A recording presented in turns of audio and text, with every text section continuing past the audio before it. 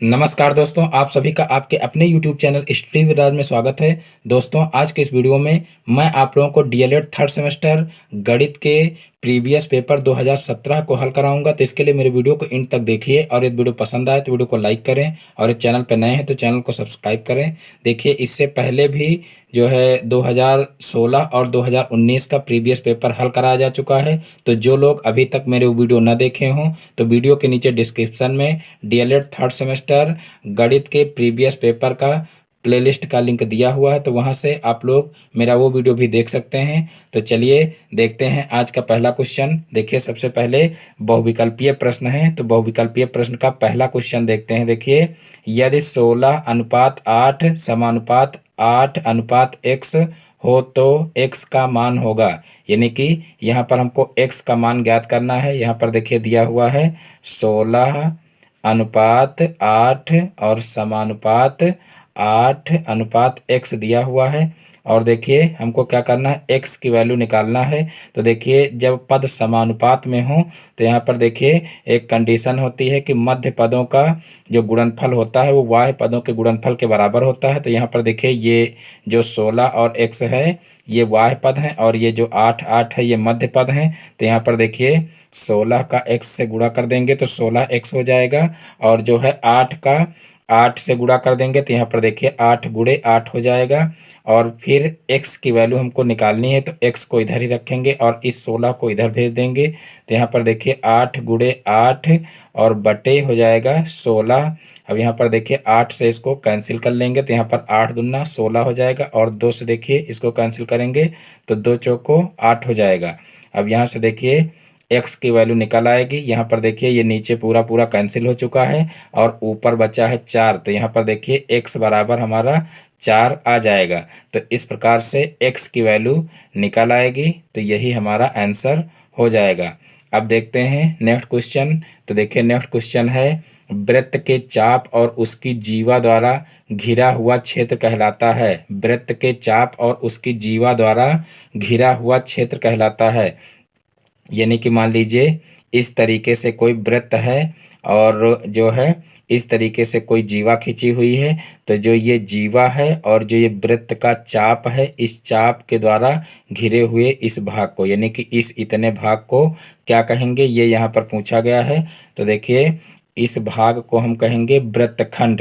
देखिए वृत्तखंड और त्रिज्यखंड से एक क्वेश्चन निश्चित रूप से बहुविकल्पीय में पूछा जाता है, तो इसको आप लोग बहुत ही अच्छे से समझ लेना। देखिए यहाँ पर जैसे ये कोई जीवा खींची हुई हो और एक चाप इस तरीके से हो, तो चाप और जीवा के बीच का जो भाग होता है ये पूरा भाग क्या कहलाता है, ये कहलाता है वृत्तखंड।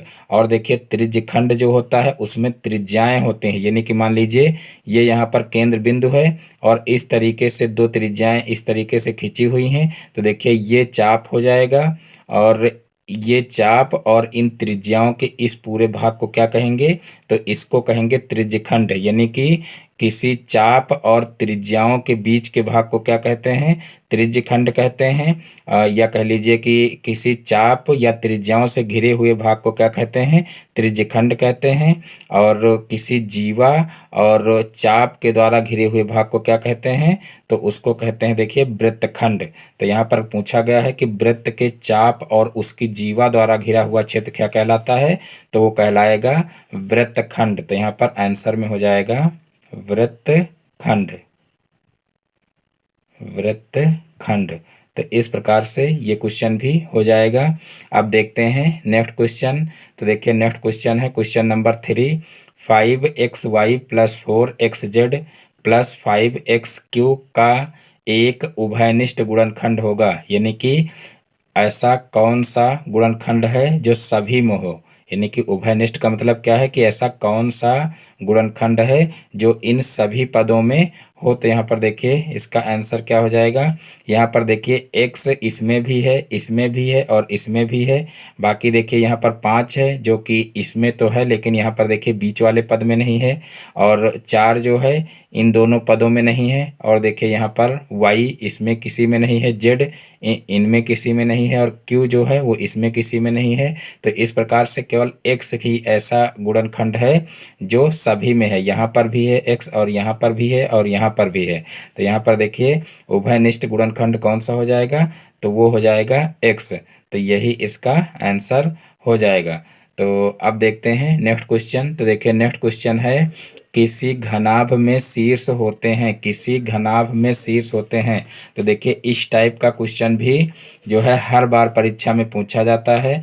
या तो शीर्ष पूछ लिए जाते हैं, या तो फलक पूछ लिए जाते हैं घन या घनाभ के, और या तो जो है उसकी कोरें पूछ ली जाती हैं। तो ये सभी आप लोगों को बहुत अच्छे से पता होना चाहिए कि घन या घनाभ में कितनी कोरें होती हैं, कितनी जो है कितने फलक होते हैं और कितने शीर्ष होते हैं। तो यहाँ पर आप लोग बहुत ही अच्छे से समझ लीजिए। देखिए इसमें घन हो और चाहे घनाभ हो तो इसमें कोरें कितनी होती हैं। तो देखिए समझ में ना आए तो उसको आप बना करके देख लीजिए। बाई चांस मेन टाइम पर आप भूल जाएं तो आप घनाभ को तुरंत बना लें और बना करके जो है एकदम सही काउंट करके तब लिखें। देखिए जब घनाभ की कोरें पूछी जाए कि कोरें कितनी हैं या भुजाएं कितनी हैं, तो देखिए एक भुजा ये हो जाएगी, फिर देखिए एक भुजा ये हो जाएगी, दो, फिर तीन, फिर चार, पाँच, छ, सात, आठ, और फिर देखिए नौ, 10, 11, 12। इस तरीके से देखिए आप कोरें खींच सकते हैं। तो इस प्रकार से देखिए 12 कोरें हो जाएंगी। और जो है यहाँ पर शीर्ष पूछा गया है, शीर्ष मतलब कोने कितने होते हैं। तो यहाँ पर देखिए एक कोना ये है, 1, 2, 3, 4, 5, 6, 7 और 8। तो इस प्रकार से 8 शीर्ष हो जाएंगे। और देखिए फलक क्या होते हैं, तो यहाँ पर देखिए ये जो पूरा भाग है ऊपर का ये क्या कहलाता है, फलक। इसी तरीके से देखिए नीचे का भाग भी फलक हो जाएगा, और एक ये भाग हो जाएगा, और एक ये भाग, और एक ये पीछे वाला भाग, और ये आगे वाला भाग। तो इस प्रकार से देखिए फलक जो होते हैं वो कितने होते हैं, 6 होते हैं। और देखिए शीर्ष कितने होते हैं, 8 होते हैं। और कोरें कितनी होती हैं, 12 होती हैं। तो ये सभी अच्छे से आप लोग समझ लीजिए जिससे कभी कंफ्यूजन इसमें ना हो। तो यहाँ पर देखिए इसका आंसर क्या हो जाएगा, इसमें पूछा गया है किसी घनाभ में शीर्ष कितने होते हैं, ये हमको बताना है। तो देखिए शीर्ष मतलब ये कोने कितने होते हैं, तो देखिए कोने होते हैं 8। तो यहाँ पर 8 ही इसका आंसर हो जाएगा। अब देखते हैं नेक्स्ट क्वेश्चन। तो देखिए नेक्स्ट क्वेश्चन है, परिमेय संख्या 3/5 से बड़ी परिमेय संख्या है। परिमेय संख्या 3/5 से बड़ी परिमेय संख्या है। यहाँ पर देखिए जो ऑप्शन दिए हुए हैं, ऑप्शन में सभी में हर में देखिए 10 लिखा हुआ है, और यहाँ पर देखिए हर में जो है 5 ही लिखा हुआ है। तो यहाँ पर सबसे पहले हम क्या करेंगे, सबसे पहले जो है हर को हम 10 के बराबर कर लेंगे। तो यहाँ पर देखिए 3/5 दिया हुआ है, अगर हम नीचे 2 से गुणा कर दें तो हर हमारा 10 हो जाएगा। तो ऊपर भी हम 2 से गुणा कर लेंगे, यानी कि 2 से जब नीचे गुणा करेंगे तो जो है 2 से ऊपर भी गुणा कर लेंगे। तो यहाँ पर देखिए 3 दूना 6 हो जाएगा, और बटे में 5 दूना 10 हो जाएगा। यानी कि अगर हम ऊपर नीचे 2 से गुणा कर दें तो ये भिन्न 6/10 के रूप में हो जाएगी। अब हम इन सभी जो भिन्न दी हुई हैं इनसे हम इसकी तुलना कर सकते हैं। तो यहाँ पर देखिए पूछा गया है कि इससे बड़ी परिमेय संख्या कौन सी होगी। तो देखिए अब सभी के बटे में जो है 10 दिया हुआ है, तो जो संख्या जो है अंश में बड़ी होगी वही संख्या इससे जो है बड़ी होगी। तो यहाँ पर देखिए 4 दिया हुआ है अंश में, तो देखिए यहाँ 6 है, यहाँ 4 है, तो ये छोटी हो जाएगी। यहाँ पर तो ये माइनस में है, तो ये तो कतई नहीं बड़ी होगी, क्योंकि माइनस की संख्याएं सभी छोटी होती हैं प्लस वाली संख्याओं से। फिर यहाँ पर देखिए 6/10 दिया हुआ है, तो 6/10 यहाँ पर भी, इसका मतलब ये संख्या क्या हो जाएगी, ये परिमेय संख्या बराबर हो जाएगी। फिर यहाँ पर देखिए 7/10 दिया हुआ है, तो देखिए यहाँ पर 6/10 है, यहाँ पर 7/10 है, यानी कि अंश में यहाँ पर देखिए जो है संख्या बड़ी है। तो यही हमारा आंसर हो जाएगा, यानी कि इसका जो द ऑप्शन है वो बिल्कुल राइट आंसर हो जाएगा। अब देखते हैं नेक्स्ट क्वेश्चन। तो देखिए अब जो बहुविकल्पीय क्वेश्चन है वो समाप्त होते हैं। अब देखते हैं अतिलघुत्तरीय प्रश्न। तो यहाँ पर देखिए अतिलघुत्तरीय प्रश्न का पहला क्वेश्चन है, देखिए log 1 और बेस में दिया हुआ है 10 का मान बताइए। log 1 और बेस में 10 है का मान बताइए। तो यहाँ पर देखिए जो है जब किसी संख्या का उसी आधार पर लघुगणक हमको ज्ञात करना हो, यानी कि जो संख्या है वो भी वही हो और उसका आधार भी वही हो, तो उसका जो है मान क्या होता है, 1 होता है। यानी कि किसी भी संख्या का उसी आधार पर जो लघुगणक होता है वो सदैव एक होता है। यानी कि जैसे मान लीजिए इस तरीके से दिया हुआ है log 10 और यहाँ पर देखिए जो है बेस में भी 10 हो और log 10 हो तो इसका मान हमेशा क्या होता है 1 होता है। और यहाँ पर देखिए लेकिन पूछा गया है कि log 1 और बेस में 10 है तो इसका मान क्या हो जाएगा। तो देखिए किसी भी आधार पर एक का जो लघुगणक होता है वो क्या होता है वो सदैव शून्य होता है। यानी कि जो है अगर एक का हमको लघुगणक लेना है और आधार में कोई दूसरी संख्या है तो वहां पर उसका मान क्या हो जाएगा तो वो शून्य हो जाता है। यानी कि यहाँ पर log 1 और यहाँ पर बेस में 10 हो तो इसका मान क्या हो जाएगा तो इसका मान शून्य हो जाएगा। तो इस प्रकार से ये क्वेश्चन भी हल हो जाएगा। अब देखते हैं नेक्स्ट क्वेश्चन। तो देखिए नेक्स्ट क्वेश्चन है, देखिए प्रश्न नंबर 7, लाभांश शेयर के किस मूल्य पर दिया जाता है। बहुत ही इंपॉर्टेंट क्वेश्चन है, बहुत ज़्यादा ये क्वेश्चन पूछा जाता है कि लाभांश जो है वो शेयर के किस मूल्य पर दिया जाता है। तो देखिए इसका आंसर क्या हो जाएगा। तो देखिए इसका आंसर आप लिख सकते हैं अंकित मूल्य और प्रारंभिक मूल्य, दोनों का मतलब एक ही होता है। तो चाहे आप लिख लीजिए अंकित मूल्य और चाहे लिख दीजिए जो है प्रारंभिक मूल्य। प्रारंभिक मूल्य यानी कि जो लाभांश है वो शेयर के किस मूल्य पर दिया जाता है तो वो अंकित मूल्य या प्रारंभिक मूल्य पर दिया जाता है। तो इस प्रकार से ये क्वेश्चन भी हल हो जाएगा। अब देखते हैं नेक्स्ट क्वेश्चन।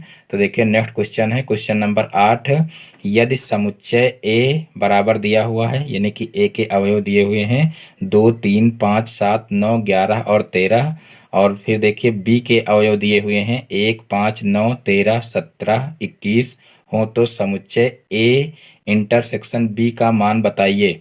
बहुत ही आसान क्वेश्चन है। देखिए इसको कैसे सॉल्व करेंगे। यहाँ पर देखिए ए के अवयव लिख लेते हैं। ए के अवयव क्या दिए हुए हैं 2 3 5 7 9 11 और 13 ये दिए हुए हैं ए के अवयव। और बी के अवयव दिए हुए हैं देखिए 1 5 9 13 17 और 21 ये दिए हुए हैं देखिए बी के अवयव। और हमको ज्ञात क्या करना है तो हमको देखिए ए इंटरसेक्शन बी ज्ञात करना है। ए इंटरसेक्शन बी का मतलब है कि जो दोनों में कॉमन हो वही अवयव इसके अंतर्गत आएंगे। तो यहाँ पर देखिए हम दोनों में कॉमन देख लेते हैं कौन कौन से अवयव हैं। तो यहाँ पर देखिए 2 है, यहाँ पर 2 नहीं है तो इसको हम नहीं लिखेंगे।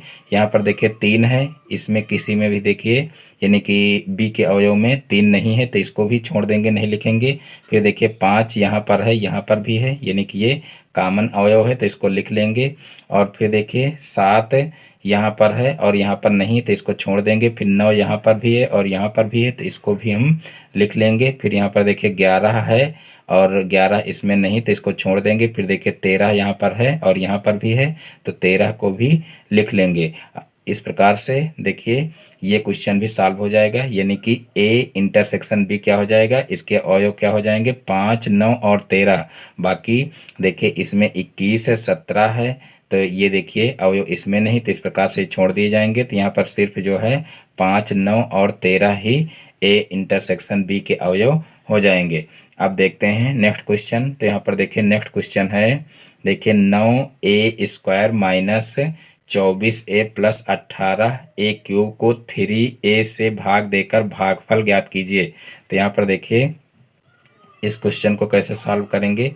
यहाँ पर देखिए दिया हुआ है 9a² minus 24a plus 18a cube को जो है भाग करना है 3a से। तो हम क्या करेंगे देखिए सबसे पहले इसको हम सीधा कर लेंगे यानी कि घातों के घटते क्रम में इसको लिख लेंगे। तो यहाँ पर देखिए 18a³ को आगे ले आएंगे। फिर देखिए प्लस का हो जाएगा 9a² और फिर माइनस का हो जाएगा 24a और फिर भागे हो जाएगा 3a। अब हम क्या करेंगे इस 3a को इसके बटे में ले आएंगे, यानी कि इसके पूरे के बटे में लाएंगे।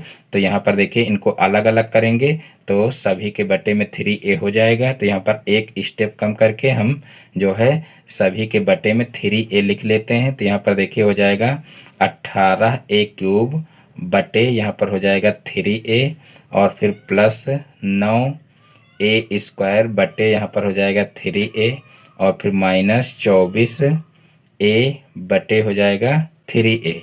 अब यहाँ पर हम इनको सरल कर लेते हैं। तो यहाँ पर देखिए सरल करेंगे तो जो है 18 का भाग देंगे 3 से, तो देखिए कितना हो जाएगा 3 छंग 18, यानी कि यहाँ पर 6 हो जाएगा। और फिर a का देखिए जो है a³ का a से भाग करेंगे तो यहाँ पर देखिए a² आ जाएगा, यानी कि इसमें से एक a कट जाएगा तो यहाँ पर a² बच जाएगा। तो यहाँ पर देखिए जो है 6a² आ जाएगा। और उसके बाद फिर देखिए जो है हम 9 को 3 से भाग करेंगे तो 3 त्रिका 9 होता है, 3 आ जाएगा। और फिर a² को a से भाग करेंगे तो यहाँ पर a आ जाएगा, यानी कि इसमें का एक a जो है इस a से कट जाएगा। फिर यहाँ पर माइनस हो जाएगा। अब 24 को 3 से भाग करेंगे तो 3/24 हो जाएगा, यानी कि यहाँ पर 8 आ जाएगा। और फिर देखिए a से a कैंसिल हो जाएगा तो यहाँ पर सिर्फ 8 बचेगा। तो यहाँ पर देखिए 6a² प्लस 3a माइनस 8 ही इसका आंसर हो जाएगा। तो इस प्रकार से ये क्वेश्चन भी बहुत ही आसानी से सॉल्व हो जाएगा। अब देखते हैं नेक्स्ट क्वेश्चन। तो देखिए नेक्स्ट क्वेश्चन है 2 घंटे 15 मिनट का 45 मिनट से अनुपात बताइए। देखिए बहुत ही आसान क्वेश्चन पूछे जाते हैं, आप लोग परेशान बिल्कुल ना हो, सिर्फ आप लोग तैयारी करते रहें और प्रीवियस ईयर के जितने भी क्वेश्चन सॉल्व करवाए जाते हैं बहुत अच्छे से आप लोग तैयार कर लीजिए। ज़्यादातर प्रीवियस ईयर वाले ही क्वेश्चन पूछे जाते हैं, तो सारे क्वेश्चन रटे रटाए हुए हैं, क्योंकि एक एक क्वेश्चन कम से कम 10-10 बार लगवा दिया गया है। तो आप लोग जो है बहुत ही अच्छे से हर एक क्वेश्चन तैयार कर लीजिए और बहुत ज़्यादा कठिन क्वेश्चन नहीं पूछा जाता है, आप आसानी से 100% पेपर करके आएंगे। तो देखिए यहाँ पर क्वेश्चन नंबर 10 है 2 घंटे 15 मिनट का 45 मिनट से अनुपात ज्ञात कीजिए। तो देखिए इसको कैसे हल करेंगे। यहाँ पर देखिए 2 घंटे 15 मिनट का अनुपात हमको ज्ञात करना है किससे, 45 मिनट से। तो यहाँ पर 2 घंटे 15 मिनट अनुपात 45 मिनट हम लिख लेंगे। और फिर देखिए यहाँ पर एक घंटे में दिया हुआ है तो हम क्या करेंगे, इसको हम मिनट में चेंज कर लेंगे। तो यहाँ पर 2 गुणे 60 अगर कर लें तो ये जो है घंटा जो है वो मिनट में चेंज हो जाएगा। और प्लस कर लें 15, यानी कि 2 घंटे यानी कि 2 गुणे 60 कर लेंगे तो यहाँ पर ये मिनट में चेंज हो जाएगा। और प्लस 15 मिनट कर लेंगे तो ये टोटल जो है वो मिनट में चेंज हो जाएगा। तो यहाँ पर जो है इसको इस तरीके से लिख करके और मिनट लिख लेंगे। और फिर यहाँ पर अनुपात जो है क्या हो जाएगा 45 मिनट। और फिर जो है यहाँ पर देखिए इसका गुणा करेंगे तो 6 दूनी 12 यानी कि 120 हो जाएगा। और 120 में जो है 15 जोड़ेंगे तो 135 हो जाएगा, यानी कि यहाँ पर आ जाएगा 135 मिनट, 135 मिनट और अनुपात हो जाएगा 45 मिनट, 45 मिनट। अब इसको जो है हम इस तरीके से लिख लेते हैं 135 बटे 45 और देखिए हो जाएगा ऊपर मिनट और नीचे भी मिनट, यानी कि दोनों एक यूनिट में चेंज हो चुके हैं। तो देखिए मिनट से मिनट कैंसिल हो जाएगा और जो है 45 जो है 45 से भाग करेंगे 135 को तो देखिए 45 तिहाई 135 होता है। तो यहाँ पर देखिए ऊपर आ जाएगा 3 और नीचे आ जाएगा 1, यानी कि 3:1 इसको लिखा जा सकता है। यानी कि जो 2 घंटे 15 मिनट का 45 मिनट से अनुपात है वो हमारा आ जाएगा 3:1। तो यही हमारा आंसर हो जाएगा। तो इस प्रकार से ये क्वेश्चन भी आसानी से सॉल्व हो जाएगा। अब देखते हैं नेक्स्ट क्वेश्चन। तो देखिए नेक्स्ट क्वेश्चन है दिए गए चित्र में ओ वृत्त का केंद्र है, दिए गए चित्र में ओ वृत्त का केंद्र है यदि कोण ओ बी सी, देखिए कोण ओ बी सी 40 डिग्री हो तो कोण बी ए सी का मान ज्ञात कीजिए। यानी कि बी ए सी ये कोण हमको ज्ञात करना है। तो देखिए यहाँ पर सबसे पहले हम देख लेते हैं त्रिभुज ओ बी सी में, त्रिभुज ओ बी सी में, इस त्रिभुज में देखेंगे तो यहाँ पर देखिए जो है ओ बी और ओ सी जो है ये बराबर हो जाएंगे, क्योंकि ये वृत्त की त्रिज्याएं हैं तो ये बराबर होंगी। और जब ये त्रिज्याएं हैं ये बराबर होंगी तो इनके जो सम्मुख कोण हैं वो भी बराबर होंगे, यानी कि कोण बी हो जाएगा बराबर कोण सी के, यानी कि ये दोनों कोण हो जाएंगे 40-40 डिग्री के। देखिए ये 40 डिग्री का कोण है तो ये भी जो है ये भी 40 डिग्री का हो जाएगा।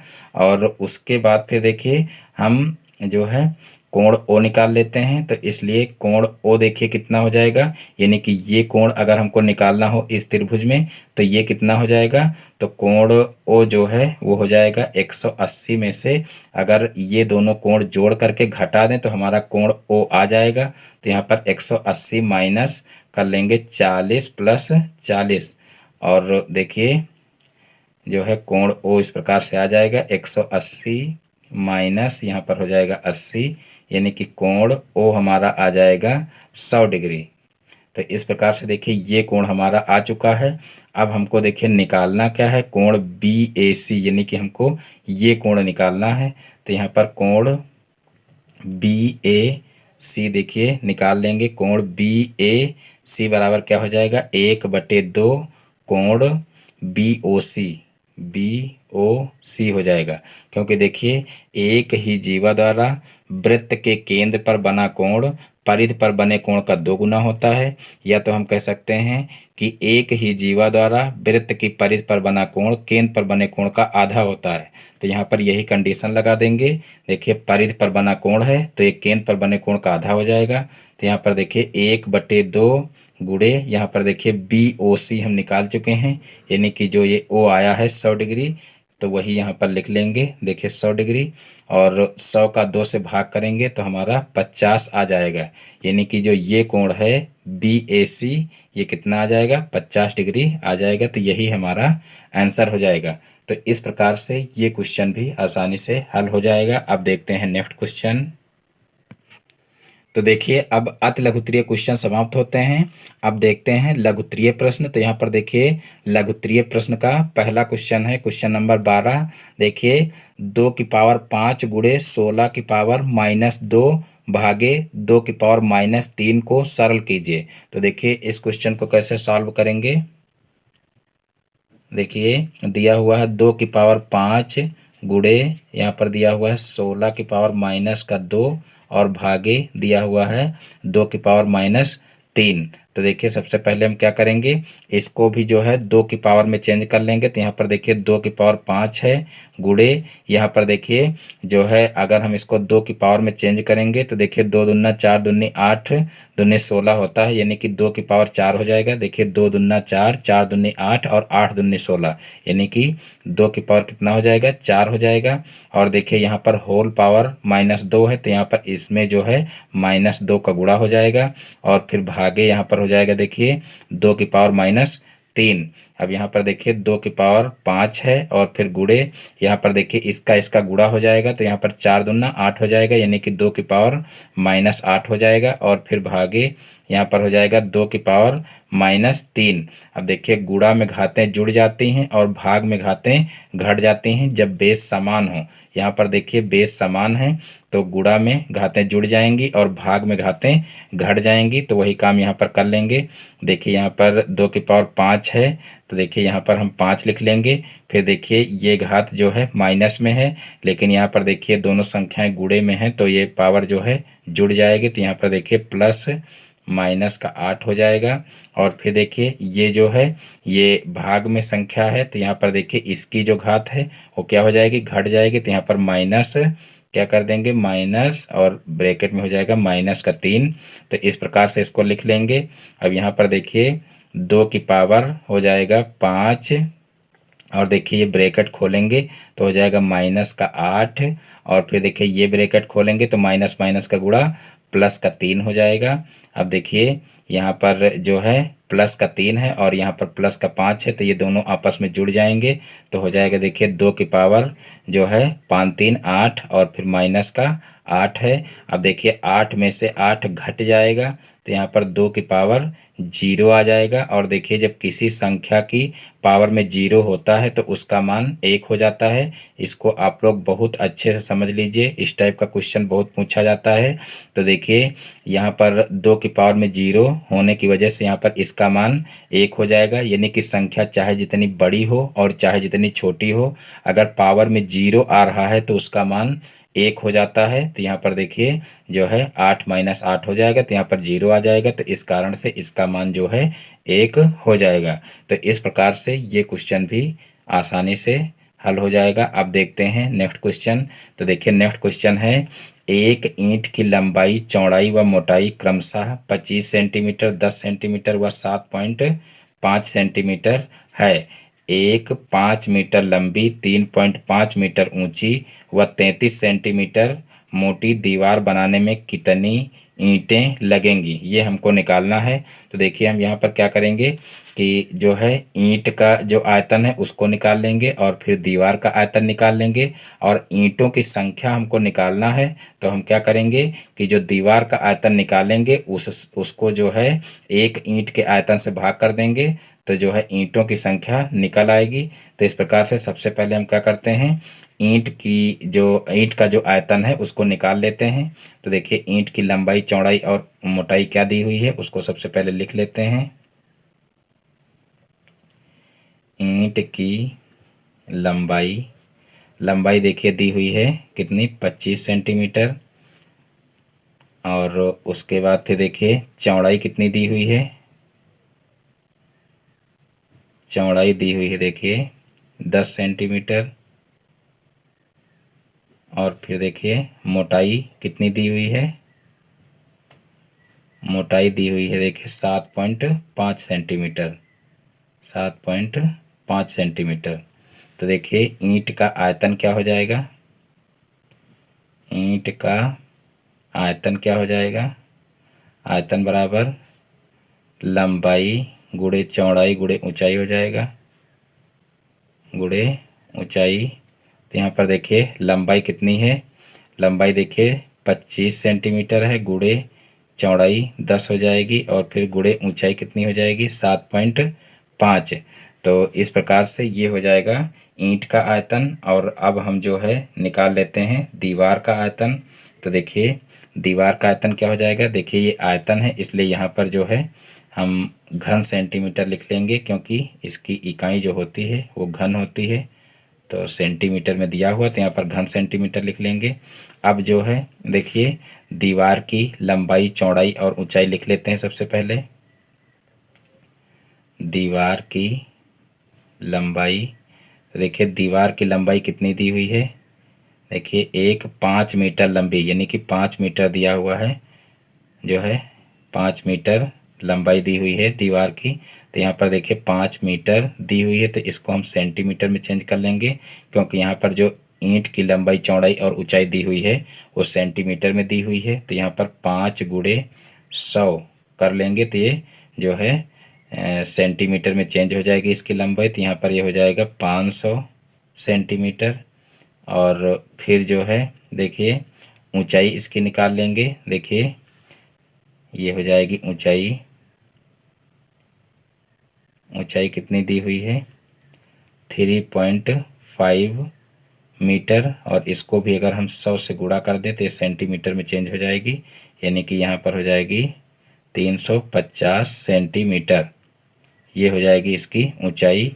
और देखिए जो है इसकी जो मोटाई है वो कितनी दी हुई है, तो यहाँ पर देखिए इसकी मोटाई जो है 33 सेंटीमीटर दी हुई है, यानी कि इसको हमको चेंज नहीं करना है। तो यहाँ पर मोटाई को ऐसे ही लिख लेते हैं, मोटाई बराबर 33 सेंटीमीटर, 33 सेंटीमीटर।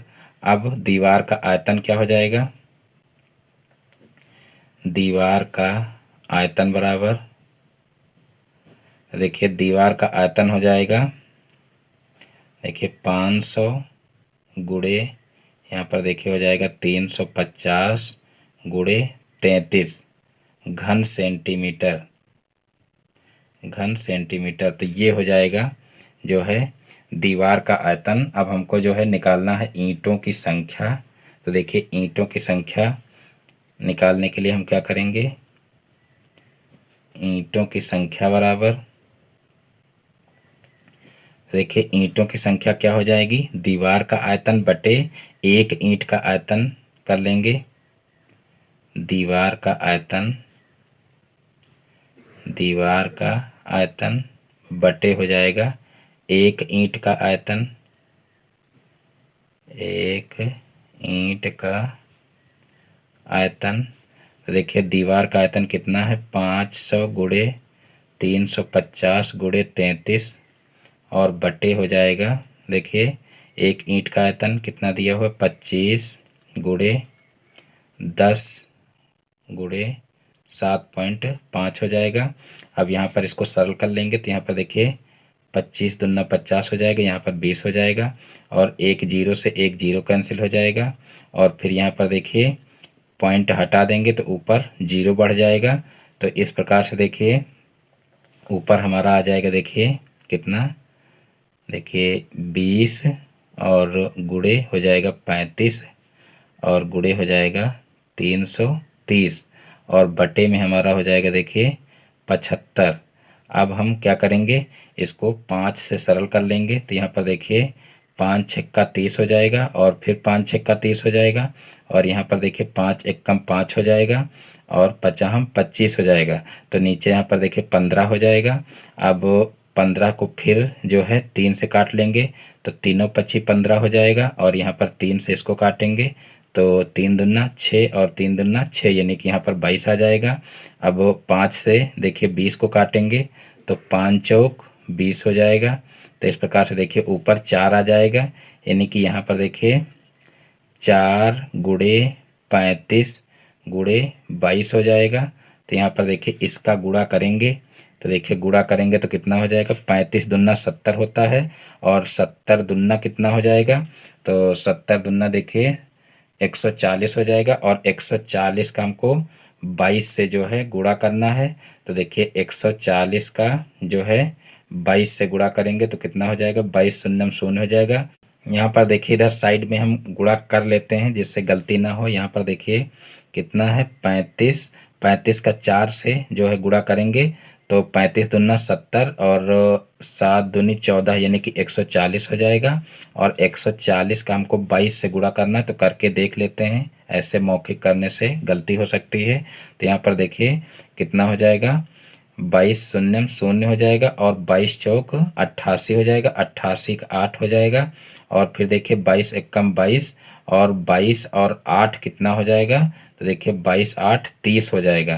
तो यहाँ पर देखिए 3080 हो जाएगा यानी कि यहाँ पर देखिए ये गलत हो रहा था, यहाँ पर 3080 हो जाएगा। तो देखिए इस प्रकार से 3080 ईंटें आ जाएंगी यानी कि ईंटों की संख्या हमारी कितनी आ जाएगी, 3080। तो इस प्रकार से ये क्वेश्चन भी आसानी से हल हो जाएगा। अब देखते हैं नेक्स्ट क्वेश्चन। तो देखिए नेक्स्ट क्वेश्चन है 5000 रुपये का 10% वार्षिक ब्याज की दर से 3 वर्ष का चक्रवृद्धि ब्याज ज्ञात कीजिए। 5000 रुपये का 10% वार्षिक ब्याज की दर से 3 वर्ष का चक्रवृद्धि ब्याज ज्ञात कीजिए। तो देखिए इस क्वेश्चन को कैसे सॉल्व करेंगे। यहाँ पर देखिए मूलधन दिया हुआ है, देखिए मूलधन दिया हुआ है 5000 रुपये और देखिए दर दी हुई है 10% और फिर देखिए जो है समय दिया हुआ है 3 वर्ष और हमको देखिए निकालना क्या है, चक्रवृद्धि ब्याज निकालना है। तो सबसे पहले हम क्या करेंगे, मिश्र धन निकाल लेंगे यानी कि चक्रवृद्धि मिश्र धन। तो देखिए मिश्र धन बराबर क्या होता है, P और यहाँ पर देखिए A बराबर P 1 प्लस R बटे 100 की होल पावर T। तो यहाँ पर देखिए हमारा P दिया हुआ है 5000 और यहाँ पर 1 प्लस R दिया हुआ है 10 और बटे हो जाएगा यहाँ पर 100 की पावर, यहाँ पर समय हो जाएगा, समय दिया हुआ है 3। तो यहाँ पर देखिए 5000, देखिए यहाँ पर 5000 दिया हुआ है, एक जीरो यहाँ पर और बढ़ा लेते हैं 5000 और फिर यहाँ पर देखिए ये हो जाएगा, एक जीरो से एक जीरो कैंसिल कर लेंगे तो यहाँ पर 1/10 हो जाएगा। तो 10 एकम 10 एक 11 यानी कि 11/10 की पावर 3 हो जाएगा। अब यहाँ पर देखिए जो है 5000 गुणे 11/10 हो जाएगा, गुणे 11/10 हो जाएगा और फिर 11/10 हो जाएगा, यानी कि 3 बार दिया हुआ है, पावर 3 दी हुई है तो 3 बार इसका गुणा कर लेंगे। तो यहाँ पर देखिए ये 3 जीरो जो है इन 3 जीरो से कैंसिल हो जाएंगे, तो यहाँ पर सिर्फ बचेगा 5।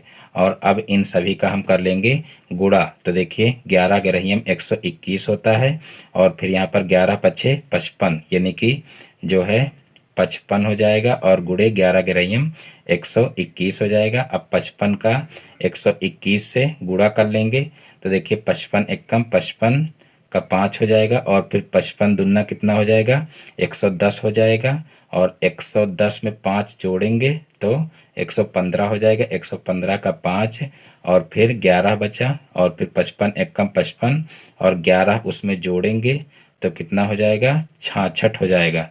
तो यहाँ पर देखिए 66 लिख लेंगे, यानी कि यहाँ पर देखिए 6655 हमारा आ जाएगा, यानी कि जो मिश्र धन है वो हमारा आ जाएगा 6655 रुपया। अब हमको देखिए निकालना क्या है, तो हमको निकालना है चक्रवृद्धि ब्याज। तो देखिए चक्रवृद्धि ब्याज हम कैसे निकालेंगे, यानी कि चक्रवृद्धि ब्याज का हम यहाँ पर फार्मूला लगा देते हैं। चक्रवृद्धि ब्याज बराबर, तो देखिए चक्रवृद्धि ब्याज हो जाएगा मिश्र धन माइनस मूलधन, मिश्र धन माइनस मूलधन। तो देखिए मिश्र धन हम निकाल चुके हैं, यहाँ पर देखिए कितना आया है 6655 और फिर इसमें से मूलधन घटा देंगे, तो देखिए मूलधन कितना है, मूलधन 5000 है जो कि पहले से दिया हुआ है। तो यहाँ पर देखिए 6655 में से 5000 घटा देंगे तो हमारा 1655 आ जाएगा, 1655 और यही जो है क्या हो जाएगा, यही चक्रवृद्धि ब्याज हो जाएगा। तो इस प्रकार से ये क्वेश्चन भी आसानी से हल हो जाएगा। अब देखते हैं नेक्स्ट क्वेश्चन।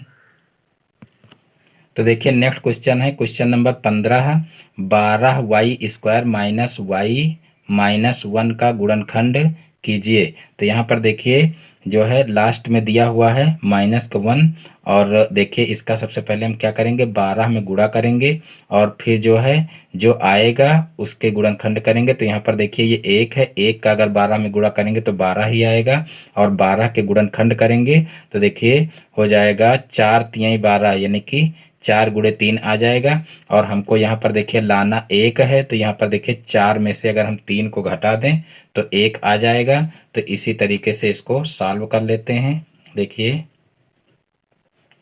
यहाँ पर हो जाएगा 12y² माइनस y और माइनस का 1, तो यहाँ पर देखिए इसका इससे गुणा करेंगे तो 12 आएगा और 12 के ये गुणनखंड हो जाएंगे।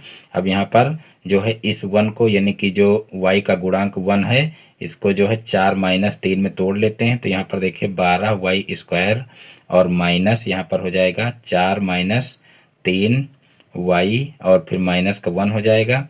अब यहाँ पर हो जाएगा 12y² माइनस 4y और माइनस माइनस का गुणा प्लस हो जाएगा तो प्लस का 3y हो जाएगा और माइनस का 1 हो जाएगा।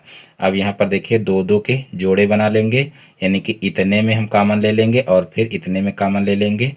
तो यहाँ पर देखिए इन दोनों में जो है मिल रहा है कॉमन 4 और जो है y कॉमन मिल रहा है तो 4y कॉमन ले लेंगे। तो यहाँ पर बचेगा 4 तिहाई 12 यानी कि 3 बच जाएगा और यहाँ से y बच जाएगा और यहाँ पर देखिए ये पूरा पूरा कॉमन में चला जाएगा तो यहाँ पर माइनस का 1 बच जाएगा। अब इन दोनों में देखिए कॉमन कोई संख्या नहीं मिल रही है, तो अगर कॉमन में कुछ ना मिले तो जो है हम कॉमन 1 लेते हैं, तो यहाँ पर 1 कॉमन ले लेंगे तो यहाँ पर 3y माइनस का 1 हो जाएगा। अब देखिए इन दोनों में अब 3y माइनस का 1 कॉमन मिल रहा है तो यहाँ पर 3y माइनस का 1 कॉमन ले लेंगे। तो यहाँ से देखिए बचेगा देखिए 4y और प्लस का 1, तो देखिए 3y माइनस 1 और 4y प्लस का 1, यही हमारा आंसर हो जाएगा। यानी कि 12y² माइनस y माइनस 1 के गुणनखंड क्या हो जाएंगे 3y माइनस 1 और एक ब्रैकेट में हो जाएगा और एक ब्रैकेट में 4y प्लस का 1 हो जाएगा। तो इस प्रकार से ये क्वेश्चन भी हल हो जाएगा। अब देखते हैं नेक्स्ट क्वेश्चन। तो देखिए नेक्स्ट क्वेश्चन है, निम्नलिखित सारणी में 50 शिक्षार्थियों का भार किलोग्राम में दिया हुआ है, उनके भार का समांतर माध्य ज्ञात कीजिए। तो यहाँ पर देखिए जो है भार किलोग्राम में दिया हुआ है 40, 42, 43, 44, 45 और जो है बारंबारता दी गई है छात्रों की संख्या। तो यानी कि जो है 40 किलोग्राम भार के जो है 4 छात्र हैं और 42 किलोग्राम भार के जो है वो 12 छात्र हैं और 43 के इसी तरीके से 18 हैं और 44 के 10 हैं और 45 के 6 हैं। तो ये जो है छात्रों की बारंबारता हो जाएगी। तो यहाँ पर देखिए जो है हम इसको कैसे सॉल्व करेंगे। तो यहाँ पर देखिए सॉल्यूशन नीचे है, यहाँ पर ये सारणी बना लेंगे सबसे पहले। तो देखिए इस तरीके से सारणी बना लेंगे और जो भार दिया हुआ है किलोग्राम में उसको इस सारणी में लिख लेंगे और इसको x मान लेंगे और फिर देखिए ये भार किलोग्राम में हो जाएगा और फिर छात्रों की संख्या जो है यानी कि बारंबारता जो है उसको इस तरीके से लिख लेंगे इसी के सामने और इसको हम f मान लेंगे, फ्रिक्वेंसी बारंबारता इसको हम f मान लेंगे और इसको x मान लेंगे। अब यहाँ पर देखिए f इंटू एक्स निकाल लेंगे। तो देखिए f का x से गुणा करेंगे यानी कि यहाँ पर 4 का 40 से गुणा करेंगे तो कितना हो जाएगा। तो देखिए 4 चौक 16 होता है। तो यहाँ पर देखिए 4 चौक 16 यानी कि 160 हो जाएगा। और फिर देखिए 12 का गुणा 42 से करेंगे तो 12 दूना 24, 24 का 4 हो जाएगा। और फिर देखिए 12 चौक 48 और 48 और 2 कितना हो जाएगा, 48 दो 50 हो जाएगा। तो यहाँ पर देखिए 504 हो जाएगा। और फिर देखिए 18 का 43 से गुणा करेंगे तो देखिए 18 तीन 54 होता है। तो यहाँ पर 54 का 4 लिखेंगे और फिर देखिए 18 चौक 72 हो जाएगा और 72 और 5 कितना हो जाएगा, 72 5 77 हो जाएगा। तो यहाँ पर 77 लिख लेंगे। और फिर देखिए 10 का 44 से गुणा करेंगे तो यहाँ पर देखिए 440 हो जाएगा। और फिर देखिए 6 का 45 से गुणा करेंगे तो देखिए कितना हो जाएगा, 6 पंचे 30, 30 का 0 हो जाएगा। और फिर 6 चौक 24 और 24 और 3 कितना हो जाएगा, 27 हो जाएगा। तो इस प्रकार से इन सभी का गुणा हो जाएगा। और अब जो है इन सभी का हम योग ज्ञात कर लेते हैं यानी कि सिग्मा एफ और सिग्मा एफ एक्स ज्ञात कर लेते हैं। तो यहाँ पर देखिए सिग्मा एफ क्या होता है यानी कि इन जो ये फ्रिक्वेंसी हैं बारंबारता है इनका योग होता है। तो यहाँ पर इनका योग ज्ञात कर लेंगे। तो यहाँ पर देखिए 8 2 10 हो जाएगा और 6 4 10 यानी कि 10 10 20 हो जाएगा, 20 का 0 हो जाएगा। और फिर यहाँ पर देखिए 3 है और 3 में 2 जोड़ेंगे तो कितना हो जाएगा, 5 हो जाएगा। यानी कि यहाँ पर सिग्मा एफ जो है वो 50 आ जाएगा। और फिर इनका योग ज्ञात कर लेंगे तो यहाँ पर देखिए 4 4 8 हो जाएगा। और फिर यहाँ पर देखिए 7 7 14 हो जाएगा और 14 4 18, 18 का 8 हो जाएगा। यहाँ पर देखिए इसको पुनः देख लेते हैं, 4 4 8 हो जाएगा और उसके बाद फिर 7 4 11 और 11 7 18 और 18 6 कितना हो जाएगा, 24 हो जाएगा। तो 24 का देखिए यहाँ पर 4 हो जाएगा। और फिर देखिए यहाँ पर 2 और कैरी वाला 2 4 हो जाएगा, 4 4 8 और 8 7 15 हो जाएगा, 15 5 20 हो जाएगा, 20 1 21 हो जाएगा। यानी कि यहाँ पर देखिए कितना आ जाएगा, 2148। ये हो जाएगा सिग्मा एफ एक्स निकल आएगा 2148। अब हमको देखिए निकालना क्या है, समांतर माध्य निकालना है। तो देखिए समांतर माध्य का नीचे हम फार्मूला लगा देंगे। समांतर माध्य बराबर तो देखिए समांतर माध्य का फार्मूला होता है सिग्मा एफ एक्स अपान सिग्मा एफ। तो यहाँ पर देखिए सिग्मा एफ एक्स आया है हमारा 2148 और बटे हो जाएगा 50। अब यहाँ पर हम क्या करेंगे, देखिए 50 से जो है 2148 को भाग कर देंगे। तो यहाँ पर देखिए भाग करके हम देख लेते हैं। 50 से जो है 2148 का भाग करेंगे तो यहाँ पर देखिए कितनी बार जाएगा, जो है 5 चौक 20 यानी कि 4 बार ले जाएंगे। तो यहाँ पर हो जाएगा 200 और फिर जो है यहाँ पर 14 उतार लेंगे और फिर जो है इधर से 8 उतार लेंगे तो 148 हो जाएगा। अब जो है 2 बार ले जाएंगे तो देखिए 50 दूना 100 हो जाएगा। अब यहाँ पर देखिए 48 शेष आ जाएगा। अब यहाँ पर देखिए और संख्या तो है नहीं, तो यहाँ पर देखिए 48 जो है 50 से छोटा, तो यहाँ पर पॉइंट लगाएंगे, एक जीरो आगे बढ़ाएंगे तो यहाँ पर 8 बार इसको ले जाएंगे, सॉरी 8 बार नहीं 9 बार जाएगा, 25 नवैया होता है जो है 450, तो यहाँ पर देखिए 9 बार ले जाएंगे तो यहाँ पर हो जाएगा 450, और फिर जो है यहाँ पर आ जाएगा 30, और जब 30 आएगा यहाँ पर तो देखिए पॉइंट ऑलरेडी लगा चुके हैं तो यहाँ पर एक जीरो और बढ़ जाएगा। अब देखिए कितनी बार जाएगा, 50 छक्का हो जाएगा 300, तो यहाँ पर 6 बार जाएगा और फिर जो है ये पूरा पूरा कैंसिल हो जाएगा। तो इस प्रकार से यहाँ पर देखिए 42.96 हमारा आंसर आ जाएगा, यानी कि समांतर माध्य कितना आ जाएगा, 42.96। तो यही हमारा आंसर हो जाएगा। तो इस प्रकार से ये क्वेश्चन भी आसानी से हल हो जाएगा। अब देखते हैं नेक्स्ट क्वेश्चन। तो देखिए नेक्स्ट क्वेश्चन है क्वेश्चन नंबर 17। 3 सेंटीमीटर त्रिज्या का 3 सेंटीमीटर त्रिज्या का एक वृत्त खींचिए, वृत्त पर एक बिंदु P लीजिए, बिंदु P से वृत्त की स्पर्श रेखा खींचिए। यानी कि यहाँ पर भी देखिए जो है वृत्त की परिधि पर ही बिंदु P लेना है। और इसी टाइप का देखिए दूसरा क्वेश्चन भी आता है कि अगर जो है वृत्त कि परिधि से बाहर अगर कोई बिंदु P हो उस पर उससे जो है वृत्त पर स्पर्श रेखा खींचना रहता है। तो यहाँ पर देखिए ये दूसरे टाइप का क्वेश्चन है, यहाँ पर परिधि पर ही बिंदु P लेना है और जो है उस पर वृत्त की स्पर्श रेखा खींचना है। तो देखिए यहाँ पर 3 सेंटीमीटर त्रिज्या कहा गया है और सेम यही क्वेश्चन जो है 2016 का पेपर हल करवाया गया है उसमें भी पूछा गया है, लेकिन वहाँ पर सिर्फ जो त्रिज्या दी हुई है वो 3.5 सेंटीमीटर दी गई है और यहाँ पर देखिए त्रिज्या जो है वो 3 सेंटीमीटर दी गई है, बाकी पूरा क्वेश्चन सेम है। तो देखिए इसको कैसे हल करेंगे। यहाँ पर देखिए 3 सेंटीमीटर त्रिज्या कहा गया है, तो यहाँ पर सबसे पहले हम क्या करेंगे, देखिए 3 सेंटीमीटर त्रिज्या ले लेंगे प्रकार में और उसके बाद फिर जो है एक वृत्त खींच लेंगे इस तरीके से।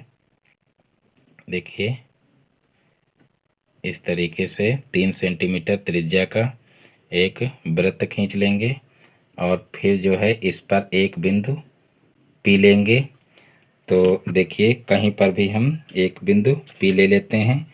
मान लीजिए यहाँ पर जो है एक बिंदु P है, तो यहाँ से हम क्या करेंगे कि एक इस तरीके से वृत्त के अंदर किसी भी नाप का एक त्रिभुज बना लेंगे इस तरीके से। देखिए इस तरीके से किसी भी नाप का ऐसे त्रिभुज बना लेंगे। फिर हमको ध्यान ये देना है कि देखिए जो ये कोण बन रहा है इस नाप का कोण हम यहाँ पर बनाएंगे और जो है यहाँ पर कोण बना करके और फिर जो है जो ये जो है वृत्त की स्पर्श रेखा खींचना है वो इस भुजा के साथ में जो है इसी नाप का कोण बनाती हुई खींचना है। तो यहाँ पर देखिए हम इस तरीके से इसको बनाएंगे। यहाँ पर देखिए प्रकार की नोक इस तरीके से रखेंगे और ऐसे एक चाप लगाएंगे इस तरीके से और फिर जो है यहाँ पर भी हम प्रकार की नोक रख करके इसी तरीके का सेम चाप लगा लेंगे यहाँ पर इस तरीके से, क्योंकि हमको इसकी नाप का जो है कोण बनाना है। तो यहाँ पर देखिए ये चाप लग गया। अब जो ये दूरी है ये दूरी ले लेते हैं देखिए, यानी कि इसी की नाप का हमको बनाना है। तो यहाँ पर देखिए ये दूरी इस तरीके से नाप करके और उसके बाद जहाँ पर देखिए ये जो है कट रहा है वहाँ पर हम प्रकार की नोक रखेंगे और इस तरीके से जो है इस चाप में से काट लेंगे, यानी कट लगा देंगे। और फिर जो है देखिए यहाँ पर इसके नाप का ये कोण इतना बन चुका है। अब यहाँ पर हम क्या करेंगे, इसको जो है इस चाप को जहाँ पर काट रहा है इससे मिलाती हुई इस तरीके से स्पर्श रेखा खींच देंगे। तो इस प्रकार से देखिए ये जो है स्पर्श रेखा खींच जाएगी और जो है फिर इन बिंदुओं का नाम रख लेते हैं। यहाँ पर देखिए ये P बिंदु है और ये R है और ये Q हो जाएगा और इसका नाम मान लीजिए हम S रख देते हैं और देखिए ये इधर हो जाएगा T। तो देखिए यहाँ पर इस जो है रचना को बनाने में हमको विशेष रूप से ध्यान रखना है कि जो ये कोण है ये कोण इस कोण के बराबर होना चाहिए, बस बाकी और इसमें कोई प्रॉब्लम नहीं है। सिर्फ जो है यहाँ पर हम क्या करेंगे कि किसी भी नाप का एक त्रिभुज बना देंगे वृत्त के अंदर और उसके बाद फिर इस नाप का जो है यहाँ पर एक कोण बना करके और वही कोण बनाते हुई एक स्पर्श रेखा खींच देंगे, वही अभीष्ट स्पर्श रेखा हो जाएगी। अब देखते हैं नेक्स्ट क्वेश्चन। तो देखिए नेक्स्ट क्वेश्चन है क्वेश्चन नंबर 18। यदि लखनऊ से कानपुर की दूरी और लखनऊ से इलाहाबाद के बीच की दूरी में 3:8 का अनुपात हो और लखनऊ से इलाहाबाद के बीच की दूरी 200 किलोमीटर हो तो लखनऊ से कानपुर के बीच की दूरी क्या होगी। तो देखिए इस क्वेश्चन को कैसे करेंगे। यहाँ पर देखिए लखनऊ से कानपुर तथा लखनऊ से इलाहाबाद के बीच की दूरियों का अनुपात दिया हुआ है। तो सबसे पहले हम उसको लिख लेते हैं। देखिए लखनऊ से कानपुर, लखनऊ से कानपुर तथा लखनऊ से कानपुर तथा लखनऊ से इलाहाबाद तथा लखनऊ से इलाहाबाद के बीच की दूरियों का अनुपात क्या दिया हुआ है, के बीच की दूरियों का अनुपात, दूरियों का अनुपात बराबर, देखिए इनका अनुपात दिया हुआ देखिए 3:8। तो यहाँ पर हम 3:8 लिख लेते हैं। और फिर देखिए लखनऊ से इलाहाबाद के बीच की दूरी भी दी हुई है। देखिए लखनऊ से इलाहाबाद के बीच की दूरी कितनी है, 200 किलोमीटर। तो वो भी यहाँ पर लिख लेते हैं। लखनऊ से इलाहाबाद के बीच की दूरी, इलाहाबाद के बीच की दूरी बराबर दिया हुआ है 200 किलोमीटर। तो यहाँ पर 200 किलोमीटर लिख लेते हैं। अब देखिए यहाँ पर जिस क्रम में दूरी जो है अनुपात दिया हुआ है उसी क्रम में हम अनुपात मान लेते हैं इस तरीके से कि माना दोनों